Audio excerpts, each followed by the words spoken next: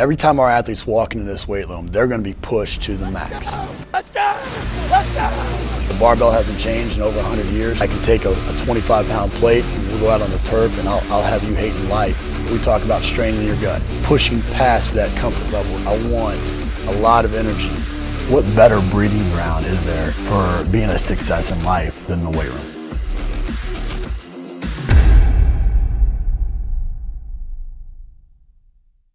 Hey guys, welcome back to Our Game Chalk Talk. I'm your host, Ron McKeefery, and this is episode number 223. I want to thank you guys for listening each week.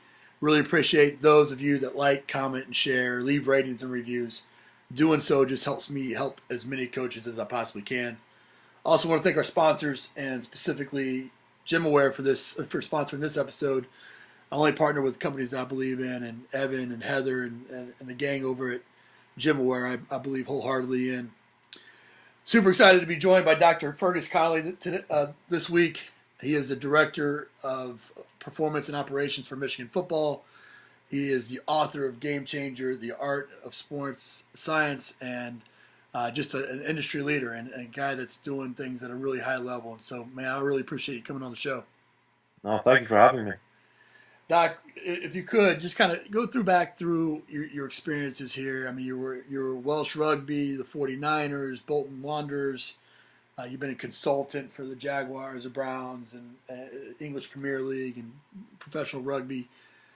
Out of all those experiences, which experience best defines what you're doing now and the impact that you're having on the community? I think that the secret or the key is the fact that it's all of them. There's nothing finer, to quote Bo Schembechler here at Michigan, there's nothing finer than a group of people working towards a single goal. And they're all team sports. Yes, I've worked with some boxers, worked with individual sports, but there's nothing finer than sharing in the success with other people. And whether it's military, whether it's sport, the sport doesn't matter. It's where you're honest, humble, hardworking towards a single goal, and you find that the principles are common. The same principles across the board, and really it's sharing in that success with others. We know what this industry is like, and sometimes people get distracted by their own personal goals. But when I was starting out, I made a conscious decision to try and work in as many different sports as possible, because that was the fastest way for me to grow and to learn, and I like the challenge. And every time I moved, I would start to notice that the principles or the key things are similar. Teamwork. Even then, as I started to look at it, even within the games itself, at the basis of every field sport, the fundamental objective is to score, but right before that, it's create space. So you start to notice the common trends, and so there isn't one of them that really stands out. I've learned something from them all, even ones that may have been difficult or we didn't win. Always learned from those. Hey, you strike me as a guy. I talk quite a bit on the podcast and in the book about making the big time where you're at and focusing on the job you have, and you strike me as a guy that you're not constantly looking for the greener pastures. You're not always looking on what the next job is that you really fully kind of embrace the job you have. And then once you feel like you've maybe learned everything you can from that situation, then you allow yourself to be open to other ideas. Is that a fair statement? Yeah. I think you have to, when people, we've all heard the phrase "live in the moment." Well, that's really what it means. A lot of people tend to get distracted by maybe what others are doing or what others are getting or what others. Nobody is. As a lesson for young people coming through in the business, nobody's going to hire somebody who's unhappy where they are. They're going to hire you because you're doing the best possible job. So you live in the moment. You do the best possible job that you can do now, and for the coach and for the people that you have, and the future will take care of itself. And I think, I learned very, very quickly that people want to know how you can help the organization and what you're going to do and can you contribute. They're really interested in somebody who's looking elsewhere, trying to do the best possible job that you can. And the other thing I think is that sometimes we forget how much we can learn. People always ask me which coaches have you learned from, and that, and there's a list of those. But what have I learned from soccer player Nicholas Anelka, Gary Speed, Justin Smith, Frank Gore, just being around Jabril Peppers? What have I learned from those? That's where I learn, Right. And this, at the end of the day, this is a people business. Agreed. I remember being in NFL Europe, and one of the best things that I ever did was we would have to bus in and out from practice every day. It was about a 40-minute drive, in and out from our hotel in Berlin. And I would sit next to a different player every trip, and I would ask them who was their favorite strength coach and why, and what was their favorite drills and favorite exercises. And I remember pointing back to those conversations so many times early on in my career about, I know that somebody had seen value in that, or they'd seen value in those characteristics. And I tried to emulate those as best I could. And it's got a little bit of a fake it till you make it type of scenario, but it was so important. Yeah, you're looking for clues, and you want to get better. And if you've got Vernon Davis at San Francisco, I would ask him.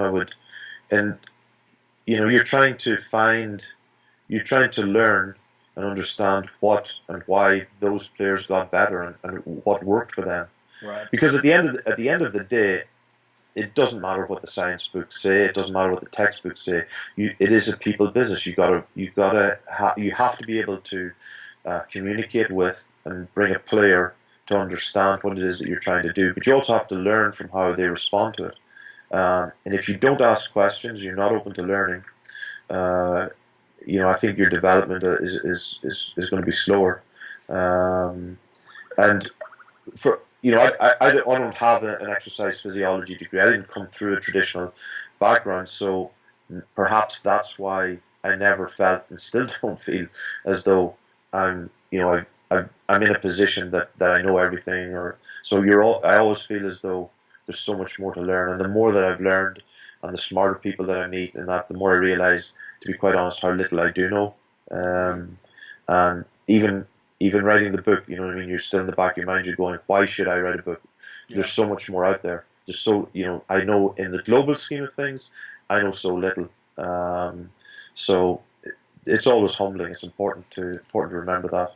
Yeah, I always say that, I'm 21 years in the business, and I'm just now learning how to ask the right questions, let alone have any of the answers. But yeah, I had all the answers 15 years ago. Yeah, you and me both. Well, another way, besides just asking questions to get better, another way is making mistakes and learning from those mistakes. Mm-hmm. What's one of the biggest mistakes that you've learned, that you've made in this field, and kind of how you learned from it? I make mistakes. I make mistakes every single day, yeah. And working for Jim Harbaugh, you find out pretty quickly what they are.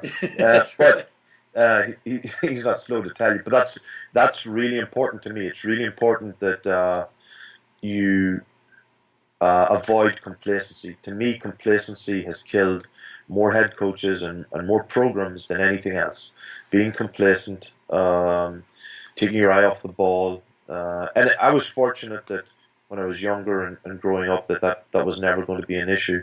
But one of the mistakes I think that I always remember was with the late great Charlie Francis. I remember going to him, asking him about peaking in team sports, and I'd drawn this beautiful graph of how I thought you were supposed to peak, and asking him, you've worked with AC Milan with the Bulls. How do they manage to peak, because they're such a successful team?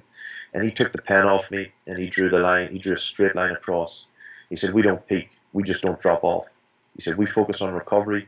We don't peak. Everybody else drops off." And I went to Charlie with 20-something questions, and I didn't get one answer because I wasn't even asking the right questions. Awesome. And that was the lesson for me, that what we do, it's not. You have to make sure that you're asking the right questions and understand it.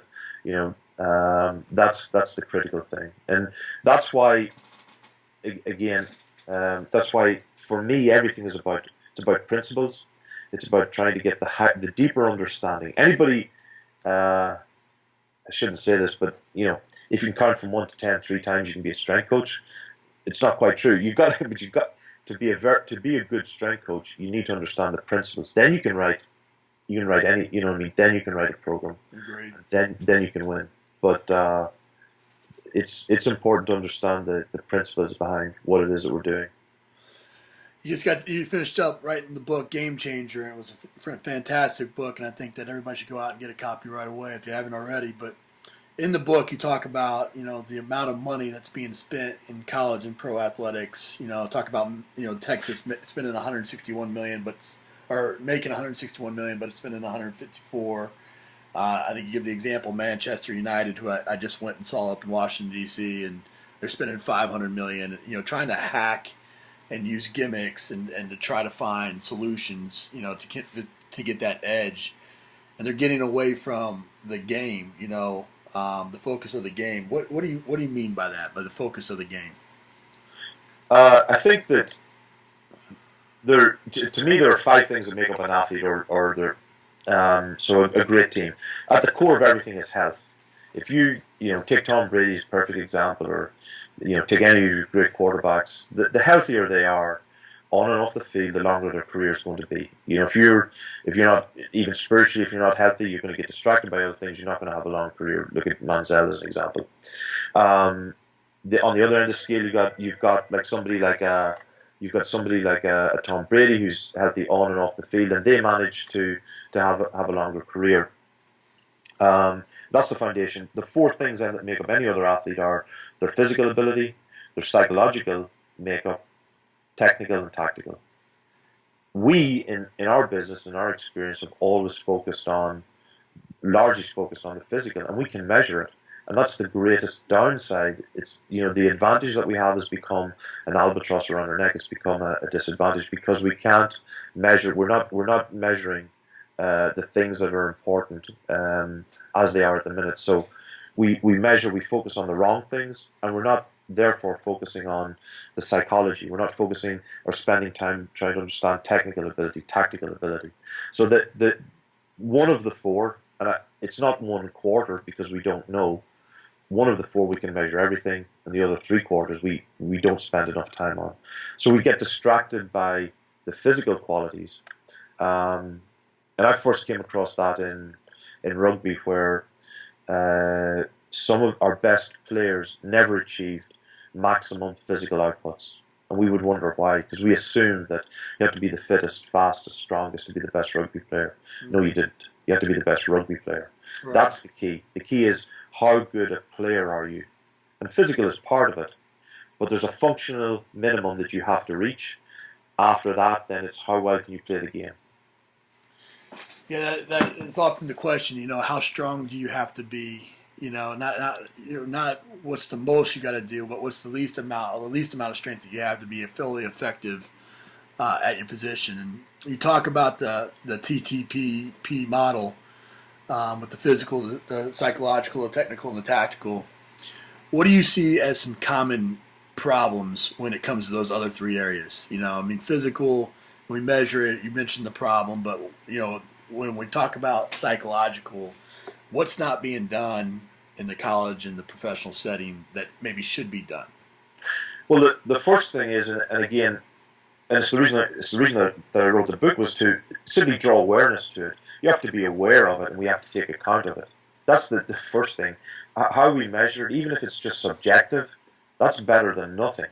In fact, if you have good coaches who spend as much time as possible coaching the player, being around the player, not focus on the technology, but assess, even subjectively, the 4 areas: physically, psychologically, tactically, technically, and have a simple understanding of their health. That's a holistic approach. Objective is better than an objective approach that only looks at the physical. And that's the key point of the book. The fittest team does not win. Period. Doesn't win. Now, at the end of a game, when teams are starting to stretch, everybody says, well, they're fitter, they look fitter. Have you ever seen a team win and somebody say, well, they won but they were unfitter? No, doesn't happen. Right. So it's these are the myths that we that we've grown to believe in. in the game. And at the end of the day, we all started playing a game. We started playing a team sport, and that's we have to build and train our athletes as team players. Yeah, I just had on the show Dr. Andy Galpin. He wrote the book Unplugged, and talking about the dependence on technology, and there's no shortage of devices or gimmicks or some of the things that you mentioned there, or the over analysis of game film from a tactical standpoint, or the wellness questionnaires and things like that. Where's the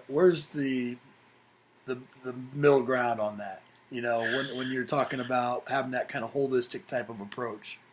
So, I was the first. I think it was the first sports scientist to GPS every player on a rugby team, including substitutes.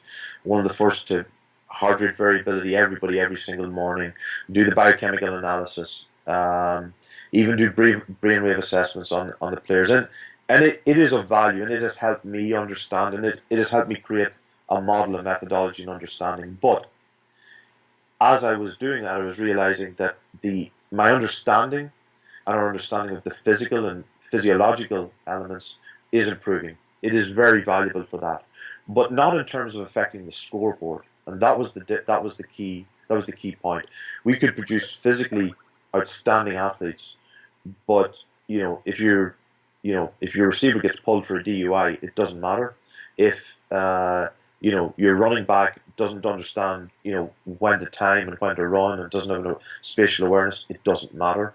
And if your tight end can't catch the ball, it doesn't matter. So if the physical, tactical, and technical components are not being developed at the same time and cohesively, as part of the coactives, if they're not being developed together, then the physical doesn't matter. And unfortunately, you see it with a lot of teams, particularly teams who are unsuccessful at the start. They want to see a quantifiable benefit. Well, the only thing we can measure objectively, or for the most part, are physical. So we try to measure the physical to show improvement. And people in our career have made a business out of measuring and showing bench press going up by 10. Okay, right. It's gone up by 10%, but you lost the game. You lost the game at the weekend. So right. It's not about training like Tarzan and playing like Jane. We have to affect the scoreboard. So work backwards from the scoreboard. Work backwards from the game, because it's not about having the best strength coach. It's not about having the best sports scientist. It's about winning games. That's the business we're in. We're in the business of winning games. Absolutely. When you talk about the resources, there is, especially at Michigan or Tennessee or some of the big places that we've been, there's no shortage of people. There's sports scientists, there's psychologists, there's strength coaches. There's a host of people there to support the athlete, character development and athletic, academic support and all that.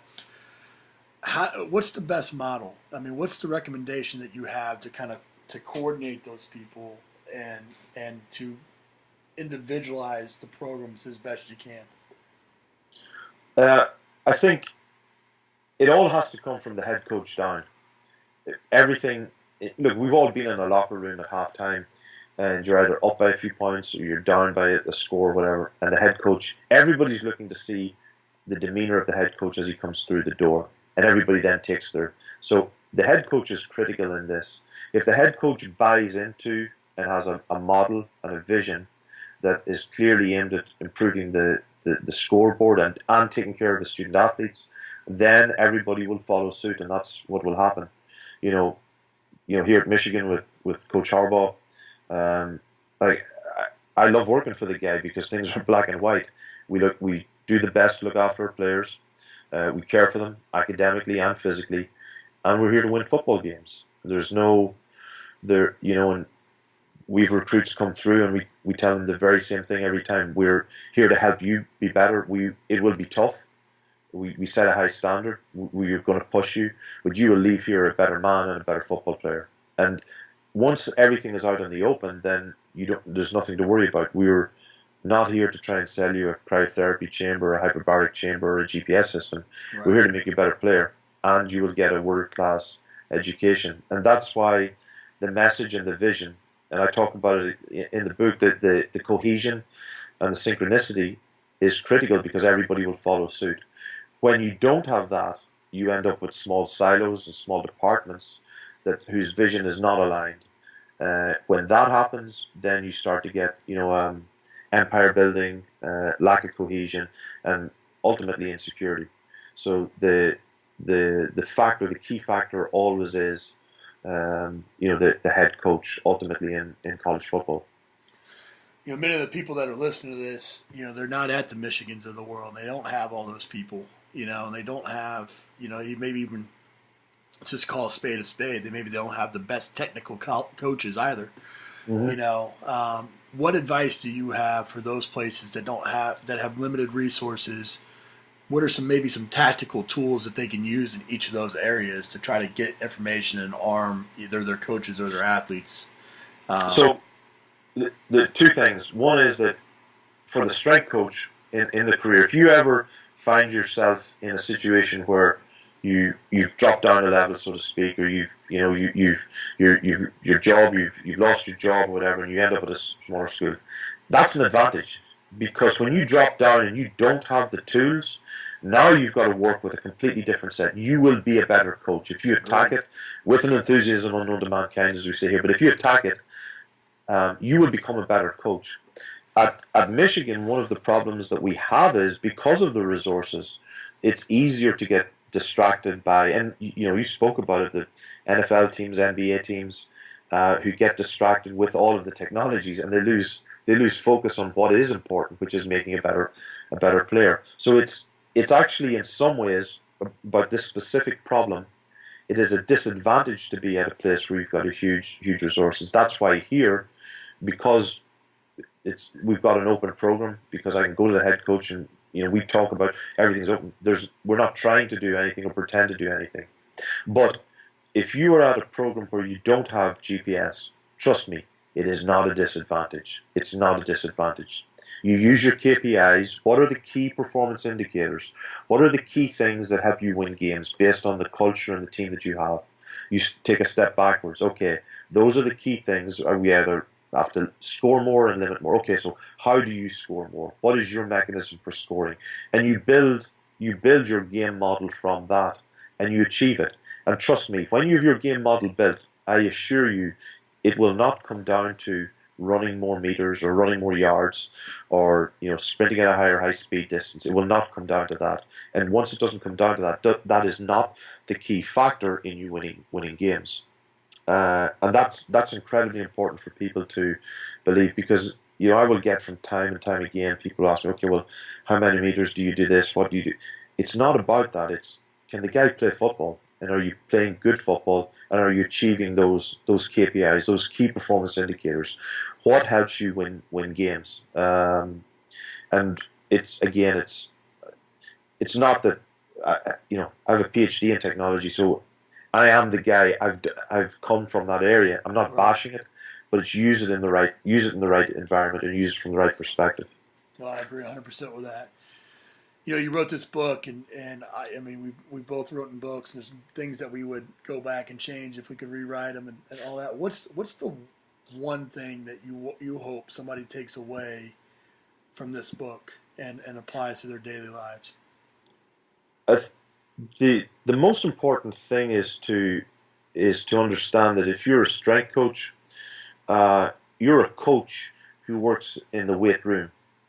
You're not a strength coach who just works in the weight room. You're a coach who happens to work in the weight room. The more that you can communicate and work with your coaches, the better. Get out of the weight room. Get out of the weight room. And the more that you can understand and work together without insecurity and without feeling threatened, the better that your players will be. And I think that it's somewhat of it's a challenge, because we try and specialize. So even people who will do a master's, will do a PhD, they specialize, and then they come back out and go into an industry where your greatest strength is to be a generalist. And another piece of advice for those people coming in the career: don't rush to get to the top. Take your time and try and learn, develop that breadth of knowledge. I'm always looking for people who can intern here who've got a breadth of knowledge, who know more than just, fiber types, or I want somebody who, it doesn't matter what I know. All that matters is, can I get a young kid from Florida here to believe in what we're doing, trust me, develop a relationship, and help him get better, and know that we care about him. Right. That's what matters. Doesn't matter how smart I am. Doesn't matter. No, I couldn't agree with you more on that. Well, man, we end the show with some resources, and I know you got to get back to training camp here, but what's the best piece of coaching advice you ever received? It had to be from Oliver Neal. He said, he's another legend in the business. I've received so many over the years. I'm very grateful. To quote Malcolm X, only the mistakes have been mine. Anything in the book has come from so many other people. But I remember Al saying one time, he was talking about this guy who kept saying, I made this guy, or I made this, and he said, the only person who ever made an athlete were his parents, and it was a great reminder to me that no matter what you might think or whatever might happen in the future, you just be fortunate if somebody tells you that you've had, or if the athlete tells you that you've had an impact, because there are so many things go into making. As we've just spoken about, it's not about putting another 10% on somebody's bench. There's a lot of things going to make a great player. Great. Give us a book, app, and website recommendation. The best book that I've read, I think, or the simplest book that I've read, I'll give you two, but very, very, it's got nothing to do with sport, is The Four Agreements. Yeah. Very, very simple book, because in our business, you must have, and again, touch on it, but you must have a good, sound, spiritual understanding of where you stand. Forget about religion, can be part, it doesn't have to be, but as long as you're confident in your own ability, then you'll be able to take whatever perceived knocks or whatever happen. The other one is A Message to Garcia. It's one of the oldest books around. A lot of people haven't heard of it, but if you've been in Annapolis, or if you've been in the Marine Corps, you'll have known. It's just a very simple message. If someone asks you to do something, just get it done, and don't ask how, where, why. Just get the job done. And one I've picked up, which I've not finished, is called a leader's bookshelf. I could give you books all day. Yeah. Of thousands of books, but it's a very, very good one. It's called it's by retired Admiral Stravardis, and it's a leader's bookshelf, which it's essentially a summary of many books that he and his colleagues, whether it's Admiral McChrystal, Bill McRaven, have James Mattis as well, have suggested to him. So it's well worth a look. That's great, man. Well, this has been fun. I got several, a couple pages of notes here as well, and I think, the takeaway message from me, from the book and from talking to you, and just, here's a guy that's got his PhD basically in technology and has done every piece of technology that there is, and yet, despite having a thorough understanding of all that, it gets back to coaching and caring and finding any possible way to reach the athlete. And if you reach each athlete individually, collectively, then you're on to something when it comes to wins and losses. And the book is fantastic and really getting you to think outside of, think about those 5 areas with the health and centering around that. And I just think it's a must read, and it's great for us to have guys like you that are leading the industry and pushing the envelope there, and also taking the time to, when you're busy as all get out, working for Jim Harbaugh is not an easy thing to write a book and work for Jim Harbaugh, I can imagine. And so just appreciate you coming on the show and sharing and what you're doing for the profession. Thank you very much. Likewise. I think that this is a tough business, and I think that at times we forget that there are a lot of really, really good people in the business, and I think there's a duty on us all to give back as well, and particularly for the next generation coming through. That we make sure that we leave it in as good a way as I've learned from people, like I said, like Albert Meal and Crane, Dan Pav, Charlie, all those different people who were very, very good to me. Ashley Jones was in New Zealand, was one of the first. There are so mmany people, Dean Benton, Craig White. There's so many, I could list people all day who have helped me. And like I say, everything positive in the book is theirs. The mistakes are mine. I'll take that. Appreciate you. Rob, thank you. Thanks so much. That's it for this episode of Iron Game Chalk Talk. Thanks to this week's guest as well as our sponsors for bringing this episode to you for free. Make sure to check out ronmckeefery.com where you can join our mailing list, find the show notes, including all the links and resources mentioned, and information about Coach McKeefery's other products. While you are there, please join Coach McKeefery in the comments section thanking our guest for sharing.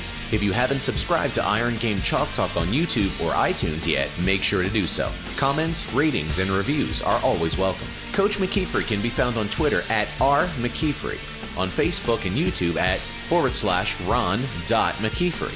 That's it for this week. Be sure to check back next week for another great episode of Iron Game Chalk Talk.